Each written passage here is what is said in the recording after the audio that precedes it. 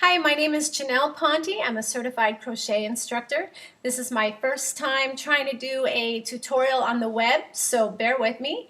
This is for the very beginner who doesn't have any experience crocheting. I'm going to talk a little bit about supplies, and then we'll talk a little bit about the first steps of crochet.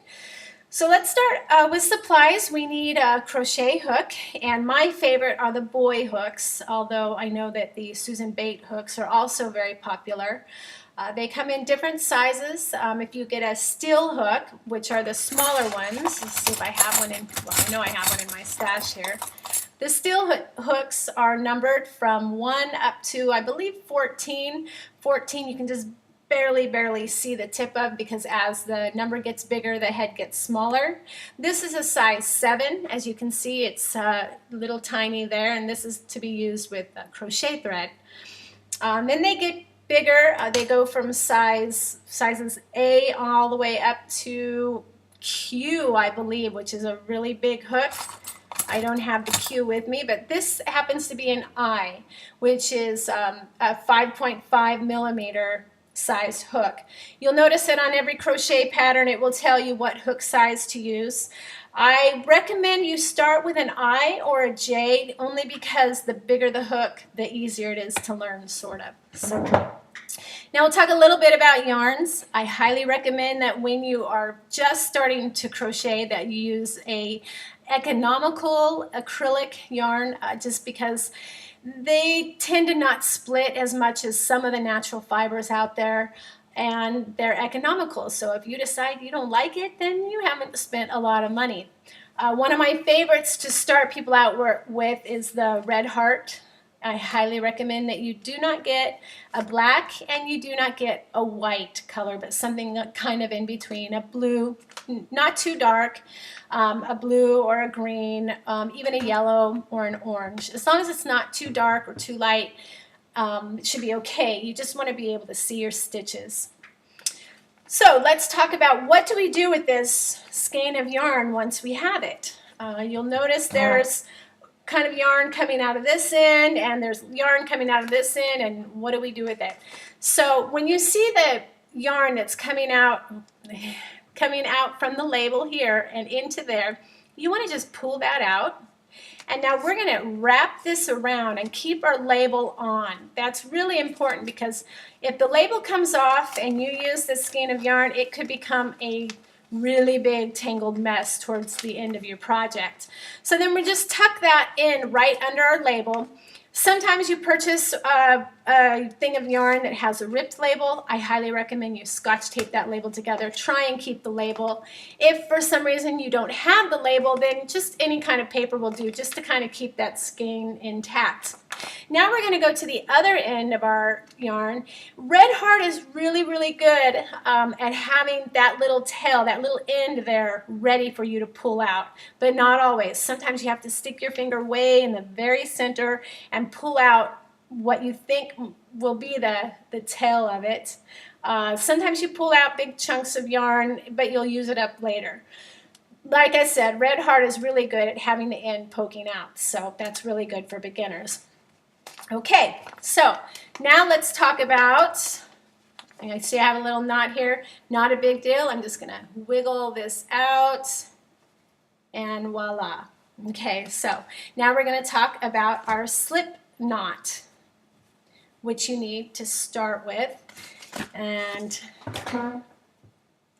got more knot here. That happens, not a big deal. Sometimes I spend more time taking out knots than I do crocheting. It just happens.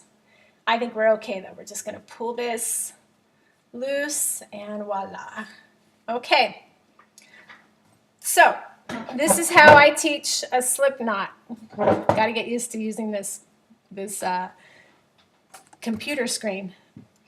All right, I'm going to, with my middle finger and thumb, and you're going to hear me say middle finger and thumb a lot, I'm going to pinch the tail, the short end, with my middle finger and thumb. I'm going to wrap it around my index finger. My index finger is poking up right there. And then with my other hand, you notice I dropped the crochet hook. With my other hand, I'm going to pull up a little rabbit ear. See, I've got a little rabbit ear. And I'm going to bring it towards me and up under here and let it go. Pull the rabbit ear up. Okay, we're going to do that again. I've got my middle finger and my thumb. I'm going to wrap around. See how I did that? I'm going to make a little rabbit ear. I'm going to bring it towards me, cross over, and go right up under through there. I'm going to pull my rabbit ear. I'm going to keep hanging on to my little tail here, and I'm going to slip it right off of my finger. And that is a slip knot. So you'll notice with a slip knot is if I pull on the long end here, whoops, long end, it becomes tighter. It becomes tight around the hook. If I pull the short end and I kind of wiggle a bit, then I've got a bigger loop there. Okay, so again, pull on the long end, it tightens up. If I pull on the short end, it loosens up. All right, now we're going to talk about finger positioning. This is how I do my yarn, how I hold my yarn and control my tension and get the right gauge. We'll talk about that later. But here's what I do is I get my palm and I go over the pinky, under the ring finger, over, and then I bring this up. And remember I said you're going to hear me talk about pinching the middle finger and the thumb a lot? Well, that's how I'm going to end it, is pinch right up here, pinch that knot with my middle finger and thumb. I'm going to do that again because I know I got out of the camera a little bit. So let's try that again. I'm going to go over my pinky, under, over, under, and then pinch it, okay? Middle finger and thumb. This is important that you hold on to that little knot with your middle finger and thumb because just it's just kind of a reflex to want to use your index finger to pinch with. And sometimes people even their ring finger. But just keep in mind you want to use your middle finger and your thumb and keep that wrapped around your index finger. Now you'll notice if I bend my index finger, I've got a little slack here, right? The yarn gets loose. And when I straighten it, it's nice and tight. So when we make our first chain, which is what we're about to do, we want our yarn here nice and tight. So we've got our index finger pulled up. We've got our middle finger and thumb pinched onto there, and we're going to bring our hook towards us and then push it back into the yarn, right? You've got the yarn wrapped around, and now you're just going to pull up a loop. Boom, just like that. We're going to do that again. Push into that yarn, pull through. That's a chain, okay? So I have 2 chains so far. I'm going to do it again.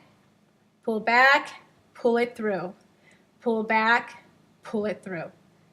That is a chain stitch. That's how we do our chain stitch. We're just going to do a couple more just so you can observe and watch. Now notice every time I do a chain, I choke up, that's what I call it, I choke up on each stitch. So I make a chain and I move my middle finger and my thumb to pinch the next chain. This is important because it gives you more control. Like if I kept doing this and was holding down here, it's very easy to twist. And I don't want to twist. I want to try and keep it as flat as possible.